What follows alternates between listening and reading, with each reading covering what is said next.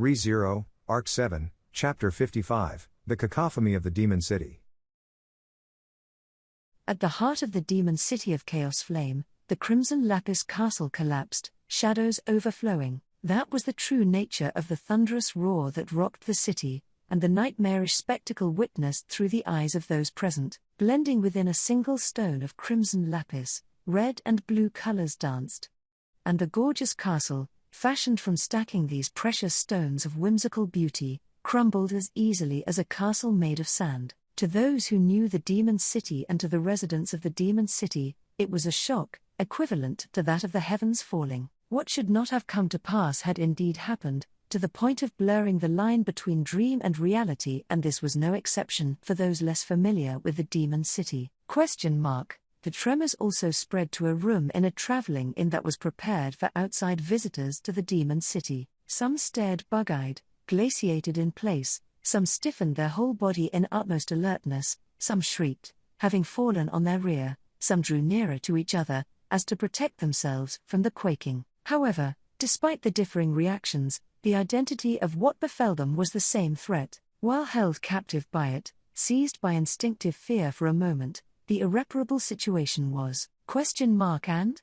Everyone, quiet down. That moment, a sharp, resonant, overlapping voice cut through the interval of time marked by rigidity caused by the threat. The two voices which resonated within the room, homogeneous ones at that, struck their eardrums, rousing even those minds that had fallen into ceased thought. The pair to emit a sharp voice were the black-haired figures, the ones before them raising their heads in a snap. The two men, one with a bare face and the other with his behind an Oni mask, each reached out their arm towards the overwhelming scene of collapse that could be seen outside the window. Abel, do not stop.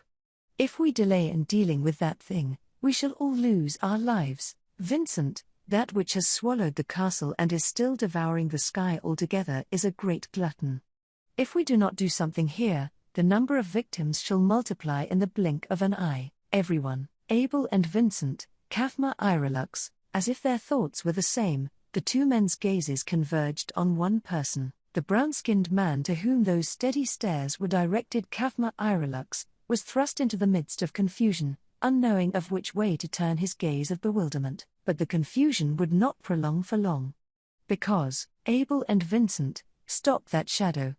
Know that the price for your procrastination is the lives of the people of the Empire. Kaffma, yes. The moment he was presented with the action needed to be taken and the clear purpose of what needed to be done, the hesitation in Kaffma's eyes vanished. Kaffma placed his fist on his chest, bowed, and spoke. Kaffma, I shall leave your side. May the divine protection of the Yang sword be with you. Vincent, your work shall be my divine protection.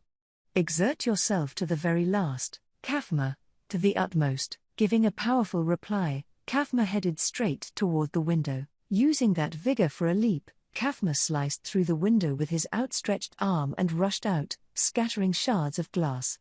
Immediately after, Kaffma's back bulged out, and 6 transparent wings spread out from behind his cloak, which he had cast off, fluttering wings that gave the impression of being those of a winged insect. Kaffma's figure flew through the sky of the demon city as if cleaving the sky itself. The course was straight for Crimson Lapis Castle, which was set to be destroyed by the overflowing shadows. Abel, how many people did you bring? Giving a backwards glance at Kaffma's flight, the man in the Oni mask, Abel, asked a pointed question.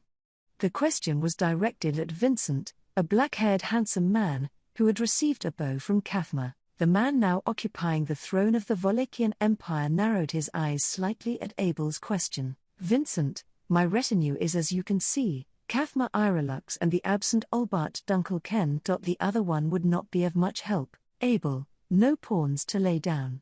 Perhaps traveling light has backfired. Vincent, the responsibility you are accounting me for is exceeding absurdity. Once Vincent revealed his cards without hesitation, Abel uttered an inconsiderate comment. Vincent responded with a complaint, to which Abel did not take kindly. Abel, his hand on his chin and his fingers tracing the bottom of the Oni mask, pondered for a few seconds, then glanced at the others in the room, the ones who were unable to hide their unease at the threat. The two girls, both young in appearance, were able to react to that gaze, even though they did not speak. One of them was Medium O'Connell with blonde hair and blue eyes, and the other was Tanza, a deer person in a kimono with round, quivering eyes.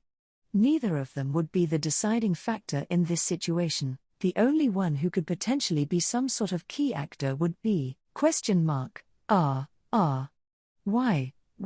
why, at a time like this, Medium, Orchin, the frightened voice gave no heed whatsoever to the quiet Abel's stare, holding his head with his right hand, terrified of the scene outside the window but tormented by the dilemma of being unable to take his eyes off it, was a dark-haired boy, his face concealed by a ragged piece of cloth that had been messily rolled up. Of all the people Abel had with him, this boy was, in a sense, the one who had not shown his true depths, but given this terrified look of his, which did not appear to be an act, Abel was hesitant to include him in the plan. It was not out of consideration for the feelings of the person.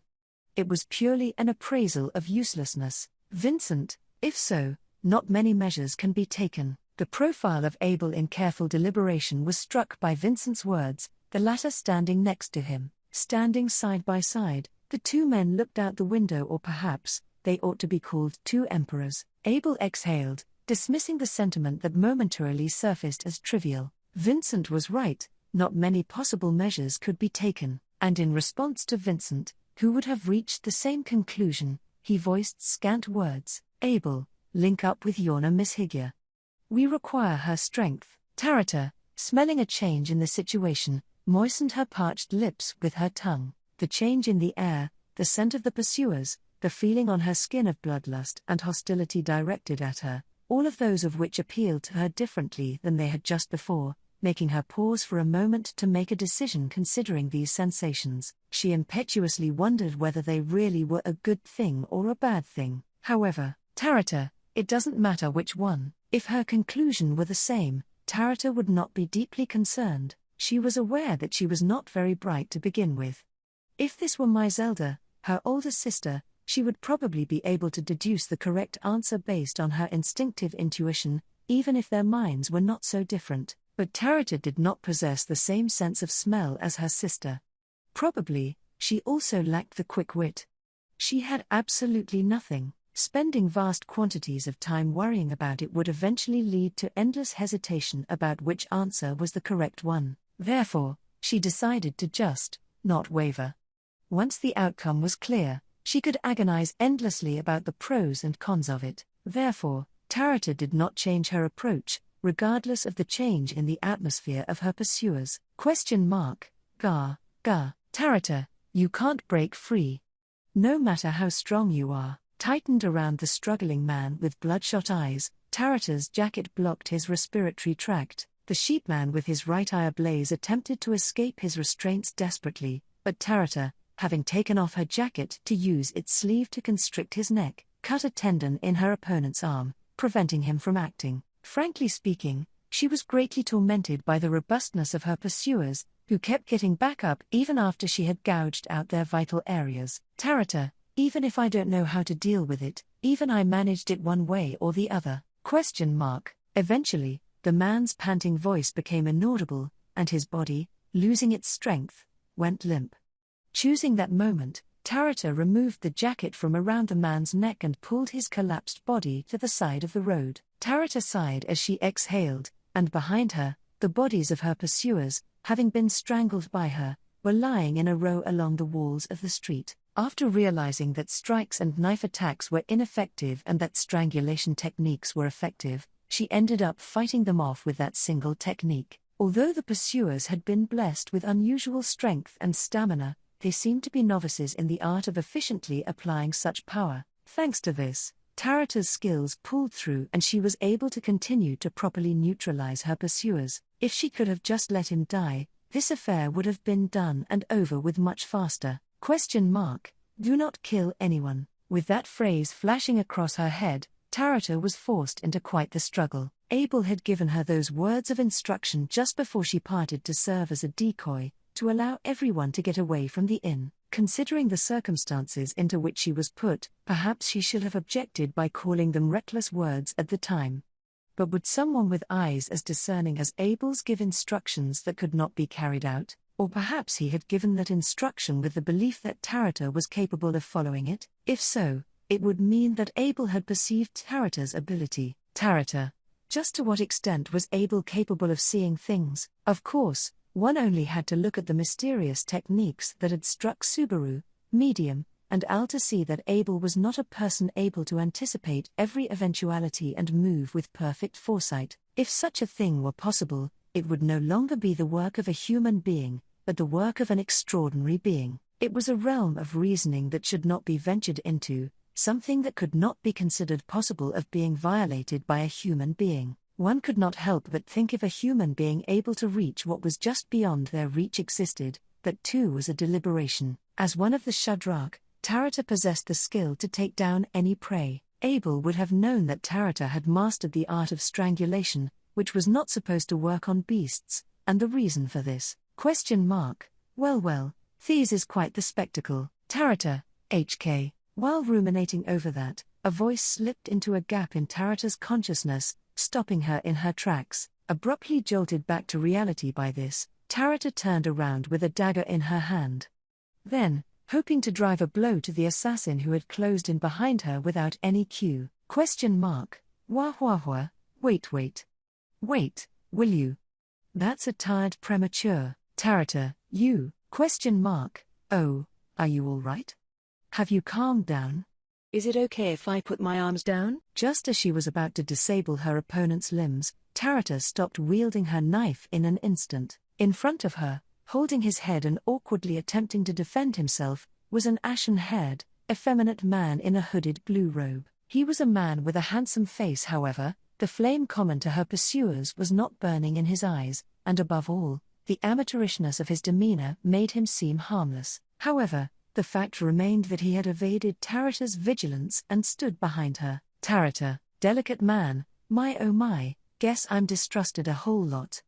I happen to be just a regular guy passing by this place. Territor, I don't think an ordinary person would be able to look at this and remain calm. The self-proclaimed harmless delicate man gave one more reason as to why it was impossible for her to let down her guard towards him. Regarding the bodies of her pursuers lined up on the wall, unless he approached them and checked whether they were alive or dead, it would not be surprising if he believed them dead, yet he remained unfazed. Unless his heart had gone cold, she could not come up with an answer aside from him being accustomed to them. At Territor's wary look, the delicate man smiled bashfully. For a moment, she was almost distracted by the smile of the finely featured man, but her wariness of danger won out over her reaction to his beautiful looks. When it came to handsome men with delicate faces, Flop was plenty enough. Right now isn't the time to be thinking about him. Delicate man, oh no, I've been seen through. I certainly wouldn't say it's a familiar sight back home. I told you it was quite the spectacle. Well, Territor-san, Territor, HK, delicate man, oh, don't gut me. I'm not the enemy, even if I seem suspicious. Her caution, that had begun to slacken for a moment until just before that, was instantly reinforced. The man of delicate features in front of her called out Territor's name with a cool demeanor, as if she was something like an old acquaintance of his. Of course, the man before Territor's eyes was no sort of acquaintance. There should be no one Territor was familiar with and would call her by name here. That information should not have been acquired by him. The only ones that could have possibly given him that information were Abel and the others, who had separated from her. But, Territor, have you met my family, delicate man, ? You've come with your family? I've heard the people of Shadrach don't come out of the forest often. Was there a change in the chieftain's policy? Territor, how do you know that I'm, delicate man? What's that? Feels like it the more you speak.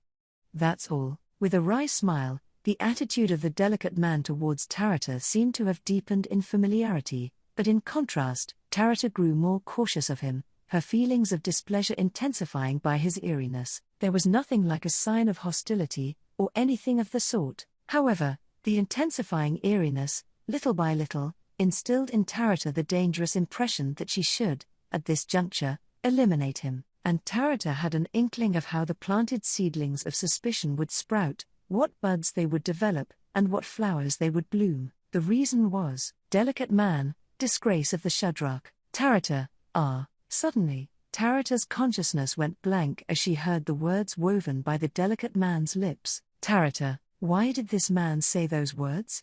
No, why does he know? Because the man who had spoken those words to Territor before had already. Delicate man, it's the decree of the heavens above, isn't it? For you, who became the disgrace of the Shadrach, Territor-san. Territor, the decree of the heavens above. Delicate man, it's about something which can be described as the alignment of the stars, or their guidance. It's like, about people having their own destiny. I'm in the business of gazing at them. Territor was left dumbfounded, and the delicate man shook his head saying, oh. Then he put his hand on his own chest, and, with his two eyes, shot straight through Territor. Delicate man, I guess you could call it a commandment for us. Territor. Territor swallowed a breath, her throat making a noise, at that pronoun being spoken in the plural. The loudness of that noise was accompanied by the illusion that the whole world was quaking. No, Territor's gulp did not make the world quake. However, as a matter of fact, the world was quaking. That was, delicate man, holy crap. The delicate man let out a carefree sigh which conferred on him the impression of a happy-go-lucky person. However, what happened was an event so extreme that his attitude could not express it completely. In the distance, the beautiful crimson lapis castle, which stood at the heart of the demon city, far away from Territor and the delicate man, crumbled with terrific force, its red and blue light being covered by black darkness. It was no figurative expression, for a truly black darkness covered the crimson lapis castle. Something beautiful, something radiant, was being painted over by something foul, something accursed. Delicate man, my oh my, how should I put it?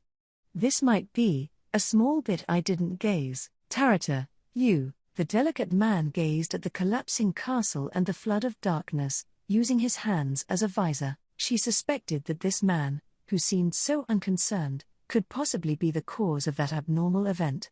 But as if sensing Territor's doubt, he shrugged his shoulders and said, Delicate man, feels awkward to mention this immediately after I talked about a decree from the heavens above, but that and I got nothing to do with each other. In the first place, that's the kingdom of Lagunika's problem, isn't it? That's outside my responsibility. Territor, not responsible, the kingdom of Lagunica? Delicate man, maybe she doesn't know she's a stargazer? If that's the case, His Excellency's made quite the daring gamble. Maybe he had no choice in the hand he was dealt? Territor, I don't understand. If you know something, intending to intimidate him into answering, Territor stepped in and grabbed the delicate man by the neck. She pressed the man's slender frame against the wall, and placed the blade in her hand against his white neck. If Territor were to flick her wrist, a great deal of blood would gush immediately from the man's neck. The feel of the cold blade should have given the delicate man a sufficient foresight of his future. Delicate man, mayhaps my life or death's got little to do with what's going on. Territor, HK, delicate man, I don't think your side should be spending a lot of time here. I'm not gazeeing the stars, so it's just a hunch on my part. And yet, the delicate man nonchalantly continued to stare into Territor's eyes, ignoring the feel of the blade. The most discomfort she had ever felt towards this man was felt at this moment.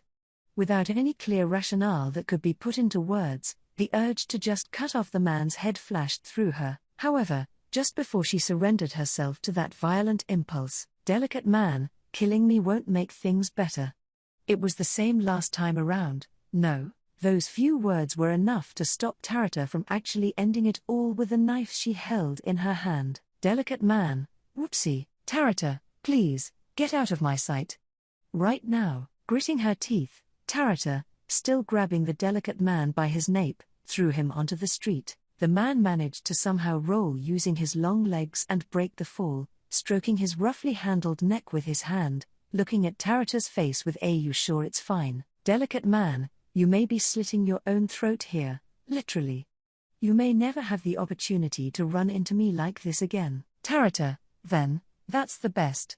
Looking at your face, it's like, delicate man. Territor, it's like, are you in the mood to make me face a nightmare I've had many times? With a feeling like that of a curse, Territor gave a swing of her hand as if to dismiss the delicate man. The gesture caused the man to sigh, looking toward the collapsing castle in the distance. Delicate man, apparently, unlike me, You've got a task to do. Ta may be the trump card to suppress that shadow. Territor, me. I have such power, delicate man, the decree of the heavens above's already been handed down. You know that, right, disgrace of the Shadrach. Territor, delicate man, you're free to fulfill it or not. As someone who hasn't received a decree from the heavens, I don't envy you for being able to follow the path, though, after saying so, the delicate man pulled the hood over his head and turned his back to Territor, and started running, fast, but not fast enough. Although she could catch up with him if she wanted to, Territor had no desire to chase him. The fact that, deep down inside, she did not want to be involved with him anymore was true as well, but the biggest reason of all were the words he had left behind at the end. Territor, the decree of the heavens above, has been handed down. She wished she had no idea of what he was talking about. But she did have an idea, and that idea had been endlessly plaguing Territor over the past few days. She did not want to worry before taking action. She did not want to dwell on unfruitful anguish. Territor-chan, Territor, HK, medium. As Territor was holding her shoulders tightly, casting her eyes downwards, a familiar voice called out to her. Turning around in a ziffy, Territor saw a little girl running toward her, waving her hand in her direction. Medium, who had shrunk in stature, was coming toward her. Medium, I'm so glad. We found Territor-san safe and sound right away. Territor, glad you're safe and sound as well. Are Abel and Subaru and the others safe? Moreover, what in the world? With Medium rushing toward her, Territor cast a flurry of questions at her. She had not expected her to be alone and looking for Territor. Of course, it would be odd if she and Olbart were still playing hide and seek during the collapse of the Crimson Lapis Castle, but it was not as if they had a break to discuss that. At Territor's question, Medium gasped slightly. Medium, Abel-chin and All-chin are safe. Subaru-chin and Louis-chan are missing. Also, we need to do something about the shadow that came out of that castle, so Territor-chan, come as well. Territor, Subaru and Louis?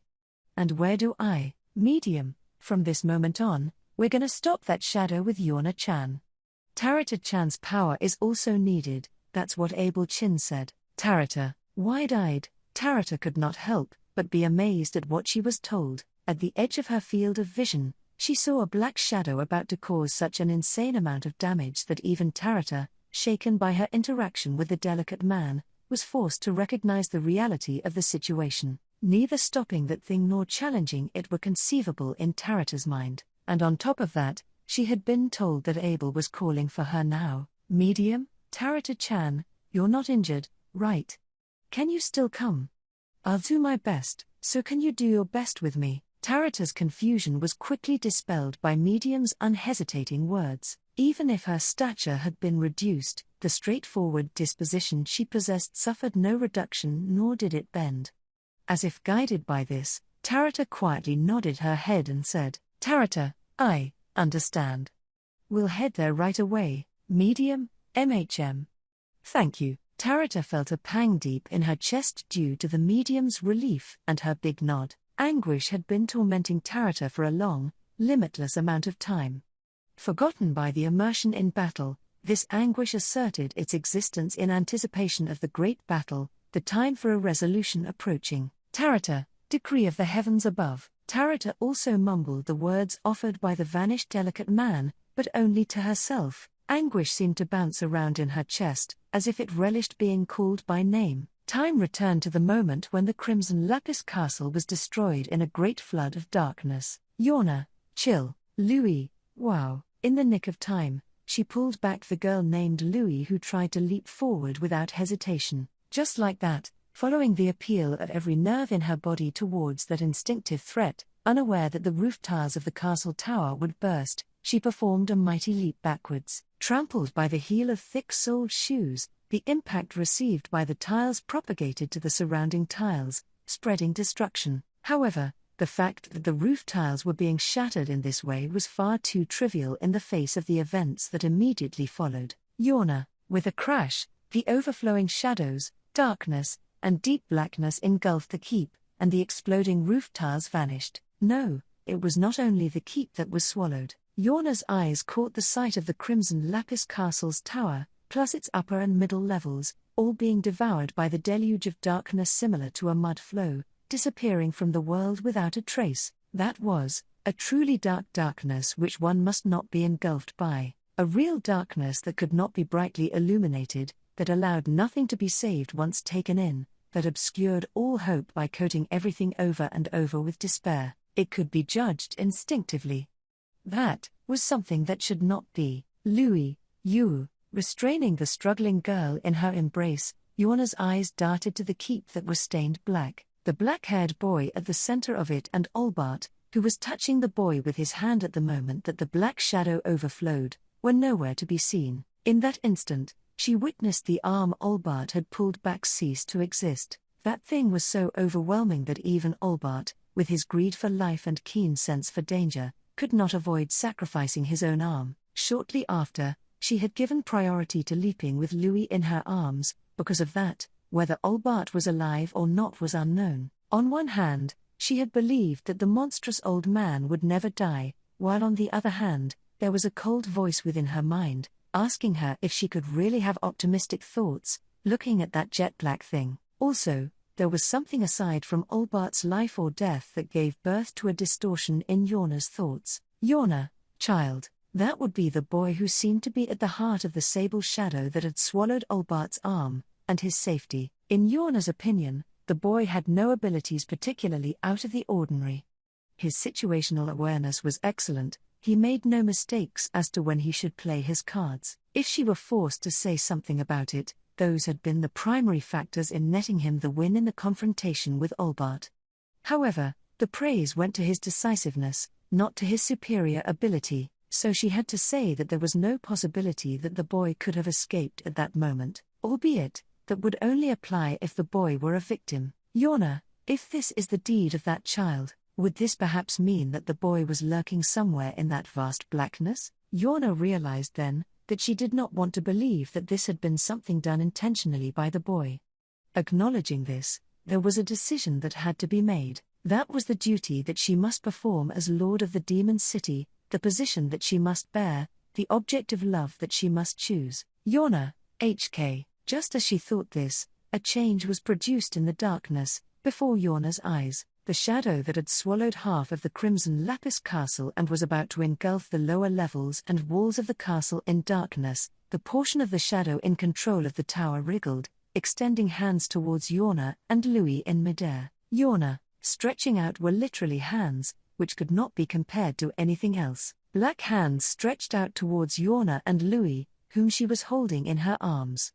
The stunning aspect was that they numbered not 1 nor 2, but 10 or 20 or even more, or extended at once. The reason why the shadows stretching out did not have the idyllic calmness of silhouettes stretching longer and longer in the sunlight was that the arms, which should be devoid of expression, were overflowing with emotion. The vast amount of shadows and black arms appealed to her with a single emotion: hunger. It was not simply hunger in the sense of being hungry. It was an unfathomable hunger, one that desired taking in just anything and everything possible. Yonah, child, we're going to swing about. Be careful not to bite your tongue. Louis, OHK. With the purpose of avoiding the growing shadow, Yonah made extraordinary maneuvers in midair. She was unknowing of the nature of the shadows, and now that she had seen it doing damage to Olbart, she consciously established that touching it would be fatal, and so, she had no choice but to avoid it altogether. Therefore, Yonah opened her eyes and, by pulling in the tiles that had burst out of their place due to her earlier leap and using them as her footholds, she created an escape route through the sky of the Demon City. With a fluttering sound, Yonah's figure soared high in the air, utilizing flying tiles as footing. She attempted shooting a piece of tile into the shadow's arm as to keep it in check, but, unable to pierce the shadow, it was engulfed into the part it was aimed at, disappearing into the void. In accordance with the speculation that it should not be touched, Yonah followed the footholds to a higher altitude. It would be best if the extending arms of the shadow were incapable of keeping up with the continuous ascent of Yonah's tiles. Perhaps if the shadow's range could be determined, it could be countered from there. Although, Yonah, it's awfully aggravating constantly being on the defensive. She was not being chased around. While it was also humiliating, of course, It went without saying that the crimson lapis castle would take the most damage. Crimson lapis was a beautiful and, above all, rare precious stone. The mere thought of building a castle with it was the very essence of absurdity. It was not because of Yonah's wealth or power that the castle was built. In the first place, it was not Yonah who had conceived the idea of building the crimson lapis castle. The ones to construct the castle of whirling red and blue, the crimson lapis castle, had been the residents of the demon city. They decided that the castle of the ruler of the demon city, Yonah, should not look shabby, so they each gathered precious stones and built that beautiful castle. It was a rare, precious stone. It was difficult to handle, and one could not even imagine the amount of hardships that would go into building the castle. Same went for Yonah. She had never imagined such hardship. Needless to say, Yonah watched the castle being built in its entirety. Therefore, Yonah, you have swallowed my love, you ruffian. Yonah extended her long, slender fingers toward the shadow that engulfed the castle. Nothing emanated from them, nor was it a necessary action. She just wished to confront the shadow, to remind it that this was a manifestation of her anger. A moment later, a ferocious strike came out from within the huge shadow engulfing the crimson lapis castle. Yonah. There was no way for Yonah to know whether the shadow had substance, much less intent. However, Yonah was convinced that this had been a solid blow. The shadow had swallowed the crimson lapis castle, everything that composed it, down to each stone that formed its walls, the product of the residents' love for Yonah. Why should she regard it as just a castle? Why should she not love it? The shock wave of the castle exploding from within the sable darkness drastically dampened its momentum. As proof of this, every black arm hot on Yonah's tails dissipated, and so, with nothing able to catch up to her, she fled into the air. Even Louis, who was writhing in her arms, widened her eyes in shock at the violent explosion of Yonah's love. However, Yonah could not be pleased by the girl's reaction, which could be alternatively described as admiration. Yonah, after all, a castle's only a castle, and you may say it can be rebuilt. But, Louis, you? Yonah, no matter if I try to build a new castle, the castle I loved day after day was only this castle. Am I to think accursedly of my crumbling love, because my feelings weren't enough? Looking down at the crimson lapis castle, more than half of it swallowed by the shadow, no longer remaining in its original form, Yonah's heart was struck with anguish. But Yonah had no time to indulge herself in sentimentality. Albeit the shadowy arms that pursued them may have disappeared, the great source of darkness was not gone, to say nothing of, Yonah, my fair skin tells me that the threat isn't gone. The impact of the explosion of the crimson lapis castle was so powerful that it could have demolished the entire castle by itself. Nevertheless, even though the momentum had been lessened by the impact, the oppressive feeling given off from the black darkness did not waver in the slightest. If the shadow was alive and well, then, of course, so was the threat. In other words, she had to construct or find a way to dispel that jet black thing at any cost, while the condition that it couldn't be touched remained the same. Yonah-sama. As Yonah's nerves sharpened, a voice coming, from afar, from the ground, struck her eardrums. Taking a glance at it, Yonah saw that the ones who had called her were the residents of the demon city, attempting to gather at the collapsed castle. They had been caught up in the collapse of the castle, attempting to assist the rescuing of the castle's soldiers, crawling out of the rubble. From the perspective of the Black Shadow, they must have looked too much like coveted prey. Yonah, everyone, run away. Prompted by the signal of impending danger, Yonah called on the residents below to evacuate, but she was far too high up in the sky to rush down towards them. The distance was too great, they were too far out of reach. And it was impossible to ask all of them to have the same sense of peril that Yonah had. As a result, Yonah could not do anything but powerlessly watch the shadows overflowing towards the residents who had gathered at the castle out of concern for her, the lord of the demon city. Do not think I will make it effortless for you. The residents stood stock still as a black shadowy arm reached out to each one of them, and just before they were swallowed up into the eternal void, their bodies were snatched from the side. Dark green thorned vines, from afar they reached the residents to do so. The vines, which Yonah had also witnessed before, stretched with furious energy, faster than the shadows. They caught the inhabitants' bodies with their prickles, allowing them to escape. Even in the demon city, in which beings possessing exotic physiology had assembled, Yonah could only think of one person able to pull that off. Kaffma Irelux, by decree of His Excellency the Emperor, I am at your service, a man from whose outstretched arms thorned vines grew, flapping transparent wings from his back. Kaffma Irelux materialized at the center of the situation, causing Yonah to widen her eyes in surprise. Not only was his peculiar appearance surprising, it was also surprising that he had protected Yonah's residence. In the past, with the pretext of suppressing Yonah's rebellion, Emperor Vincent had sent troops to gain full control of Chaos Flame. Kaffma had been among those troops, and was one of those who had run rampant in Chaos Flame. So, for him to act to protect Yonah's citizens was, Kaffma, no matter who you serve, you are equally a subject of the Empire. Yonah, Kaffma, General First Class Yonah. I know you and I have different ideas, but we must not let this stand.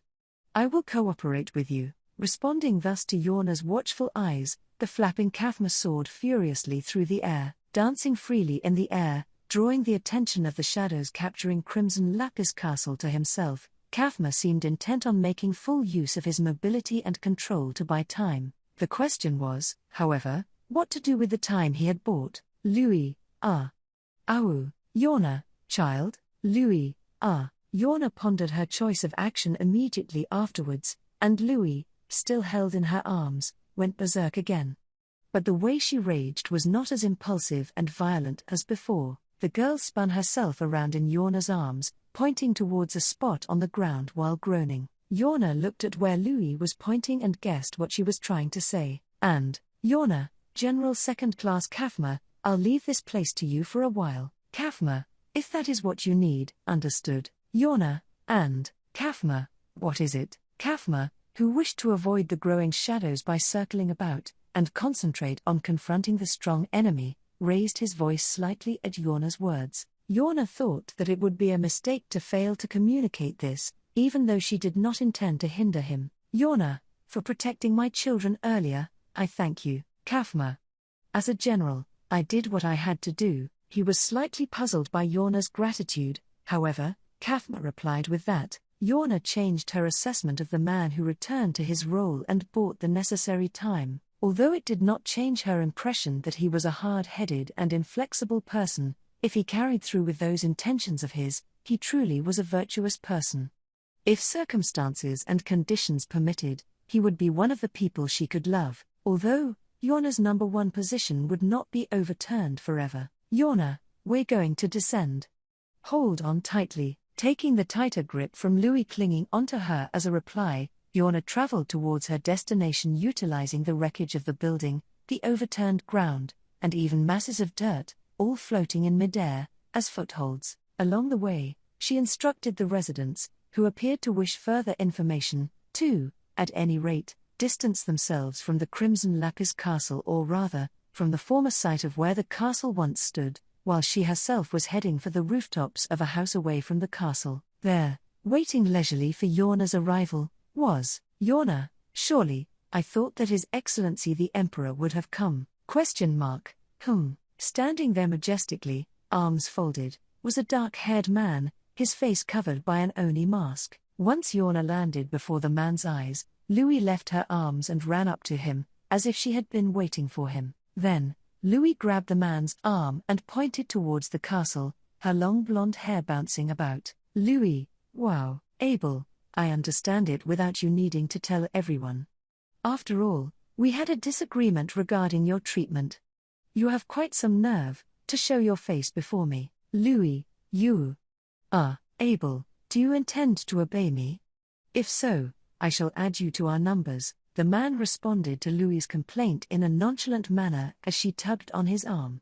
Louis looked annoyed at his answer, but eventually released his arm as if there was no other way. Even so, the reason why had not just rushed out was probably because she had pondered it over just like a little girl would. She had to recover the boy who had been swallowed by that black shadow at any cost. Abel, Yonah Miss Higya, you understand the state of affairs.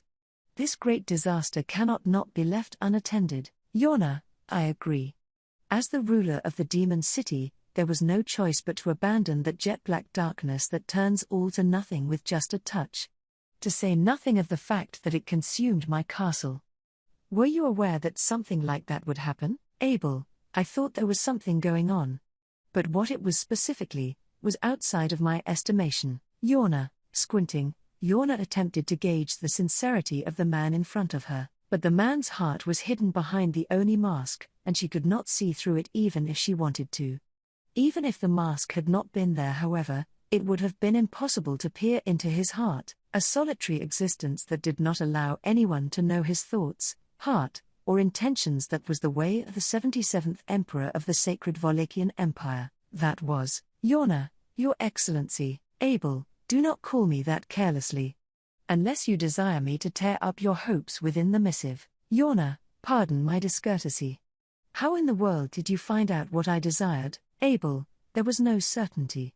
Not until you returned my messengers safely. Hearing his answer, Yonah was both impressed and dismayed by the thinking of the man in front of her. He was going to determine whether his thoughts were correct or not by utilizing her meeting with his messengers the previous day, checking whether his messengers returned safely from there or not. In this respect, Yonah felt bitter that she had been dancing on the palm of his hand. But more than that, Yonah, those child messengers should scold Your Excellency at least once. Abel, that comes after all the matters are settled. Yonah Meshigya, follow my directives, Yonah. If that's what's best for you, I have no choice but to comply. The man's oppressive way of speech, however, caused a moment of hesitation and resistance. Yonah had something to protect. The demon city of Chaos Flame and its inhabitants. All that was needed to protect it was someone with the ability to handle this affair correctly, not in the meaning of ability to wage battle, but of ability to manage it. Yonah also had her own pride in this power. But it would be wrong to use him as an object of comparison. Who could compete in a bout of ability with a man who controlled and ruled the great empire, the nation with the largest landmass? Yonah, so what are you going to do? Yonah asked, ready to take any measure to protect the demon city. Louis, who had lined up next to her before she knew it, was also looking on in agreement with Yonah's intentions. Meeting the gaze of the two, of Yonah and Louis, the man Nay, the ruler of the empire, nodded in assent. And then, Abel, abandon the city and beat a retreat. The demon city has no choice but to permit that shadow to swallow it.